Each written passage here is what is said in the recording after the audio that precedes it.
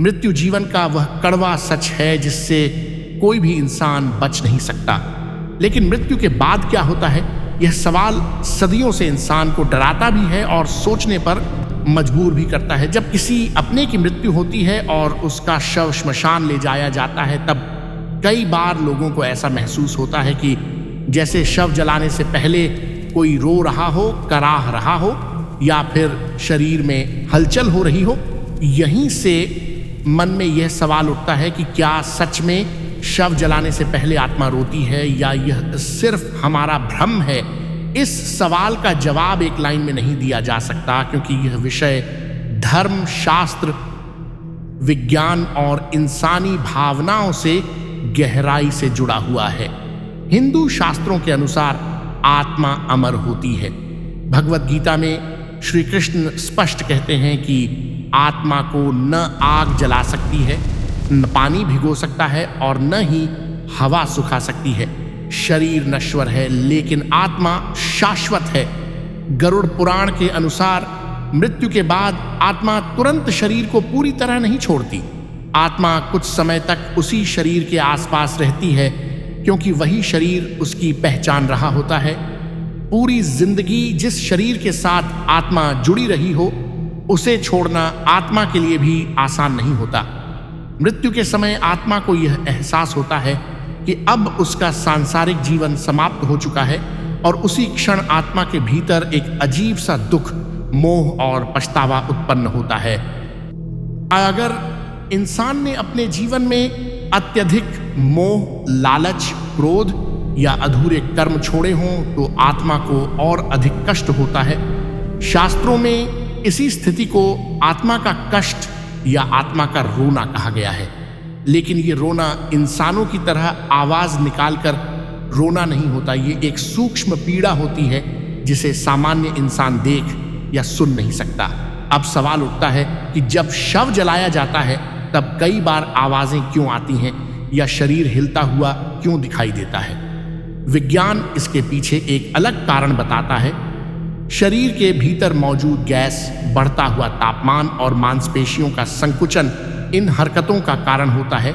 आग की गर्मी से नसें सिकुड़ती हैं और इसी वजह से कभी कभी शव में हलचल या कराह जैसी आवाजें सुनाई देती हैं। लेकिन यह सारी प्रक्रिया शरीर से जुड़ी होती है, आत्मा से नहीं।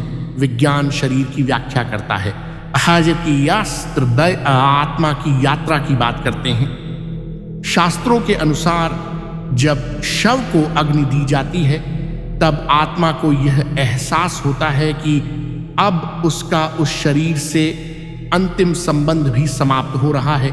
यही वह क्षण होता है जब आत्मा का मोह टूटता है। अगर आत्मा अत्यधिक आसक्त रही हो तो यह क्षण उसके लिए पीड़ादायक माना गया है। इसी कारण अंतिम संस्कार के समय मंत्रों का उच्चारण किया जाता है ताकि आत्मा भय, दुख और मोह से मुक्त होकर आगे की यात्रा कर सके। कई लोग मानते हैं कि आत्मा आग से जलने के कारण रोती है, लेकिन शास्त्र ऐसा नहीं कहते। शास्त्रों के अनुसार आत्मा को आग से कोई पीड़ा नहीं होती। पीड़ा शरीर को होती है, आत्मा को नहीं। आत्मा का दुख शारीरिक नहीं बल्कि भावनात्मक और कर्मों से जुड़ा होता है। जिस व्यक्ति ने अपने जीवन में अच्छे कर्म किए हों, सत्य और करुणा के मार्ग पर चला हो, उसकी आत्मा अपेक्षाकृत शांत रहती है।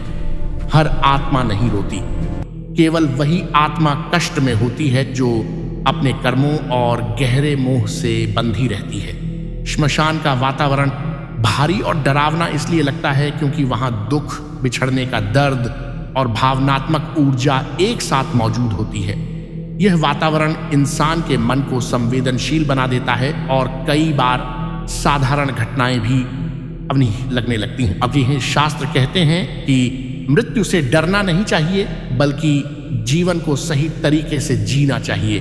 अगर जीवन सही है तो मृत्यु भी शांत होती है। श्मशान को पवित्र स्थान इसलिए माना गया है क्योंकि वहीं इंसान को जीवन का सबसे बड़ा सत्य दिखाई देता है।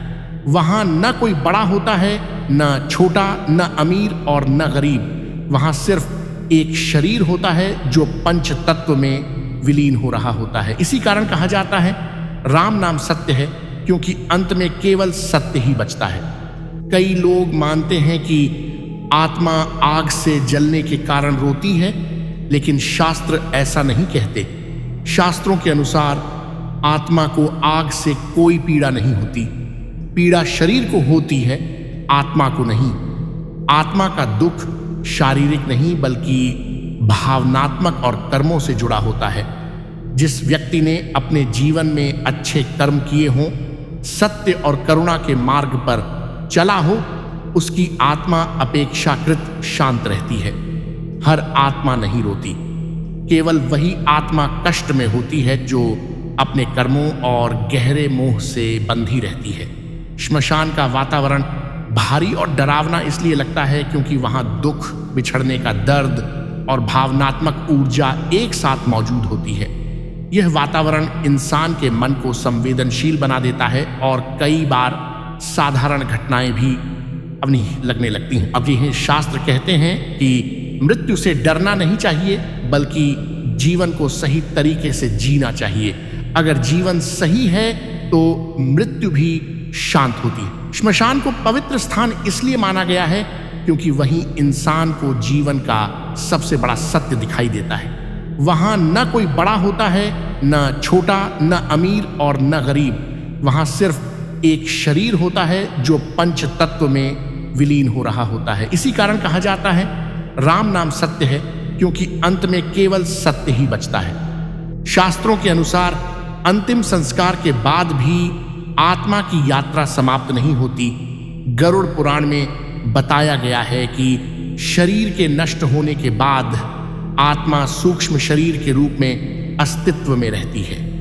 मृत्यु के बाद के पहले 13 दिन आत्मा के लिए अत्यंत महत्वपूर्ण माने जाते हैं। इसी कारण हिंदू धर्म में 13 दिनों का शोक और कर्मकांड किया जाता है। मान्यता है कि इन दिनों में आत्मा अपने घर, अपने रिश्तों और अपनी स्मृतियों के आसपास रहती है। वह देखती है कि उसके अपने लोग रो रहे हैं, उसका कमरा खाली है और उसका नाम लिया जा रहा है, लेकिन वह किसी से बात नहीं कर पाती। यही स्थिति आत्मा के लिए सबसे अधिक पीड़ादायक मानी जाती है। यह रोना शारीरिक नहीं बल्कि मानसिक और आत्मिक होता है। कई शास्त्रों में बताया गया है कि आत्मा तब सबसे अधिक दुखी होती है जब उसे यह एहसास होता है कि अब वह अपने प्रियजनों की सहायता नहीं कर सकती, उनसे कुछ कह नहीं सकती और अपने अधूरे कार्य पूरे नहीं कर सकती। यही पछतावा आत्मा के दुख का सबसे बड़ा कारण बनता है। इसी कारण कहा गया है कि इंसान को जीवन में रिश्तों को संभाल कर रखना चाहिए, क्योंकि मृत्यु के बाद सबसे अधिक दर्द रिश्तों का ही होता है। यमदूत और यमलोक को लेकर लोगों के मन में भय होता है, लेकिन शास्त्रों में यमदूतों को राक्षस नहीं बल्कि कर्मों का हिसाब करने वाले दूत बताया गया है। हर आत्मा को तुरंत यमलोक नहीं ले जाया जाता। आत्मा की आगे की यात्रा उसके कर्मों पर निर्भर करती है। अच्छे कर्म करने वाली आत्मा को मार्ग में कम कष्ट होता है, जबकि पाप और अन्याय करने वाली आत्मा को भय और पीड़ा का सामना करना पड़ता है। आत्मा का रोना शास्त्रों में आवाज के रूप में नहीं बल्कि आत्मिक पीड़ा और पछतावे के रूप में वर्णित है। यह उस समय का रोना होता है जब आत्मा अपने कर्मों को देखती है और समझती है कि उसने जीवन में कहाँ गलतियां की। यही कारण है कि शास्त्र हमें डराने के लिए नहीं बल्कि हमें सचेत करने के लिए लिखे गए हैं। इस पूरे विषय का सबसे बड़ा संदेश यही है कि आत्मा का रोना मृत्यु के समय नहीं बल्कि जीवन के गलत निर्णयों का परिणाम होता है। अगर जीवन सही तरीके से जिया जाए तो आत्मा को रोने की आवश्यकता नहीं पड़ती।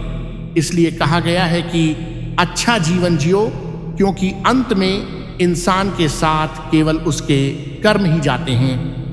अंत में यही कहा जा सकता है कि शव जलाने से पहले आत्मा रोती क्यों है? यह प्रश्न हमें डराने के लिए नहीं बल्कि हमें जगाने के लिए है। यह हमें याद दिलाता है कि हम अभी जीवित हैं, हमारे पास समय है और हमारे पास अवसर है। अगर आज हम अपने कर्म सुधार लें, अपने रिश्ते संवार लें और सत्य के मार्ग पर चलें तो हमारी आत्मा को कभी रोना नहीं पड़ेगा।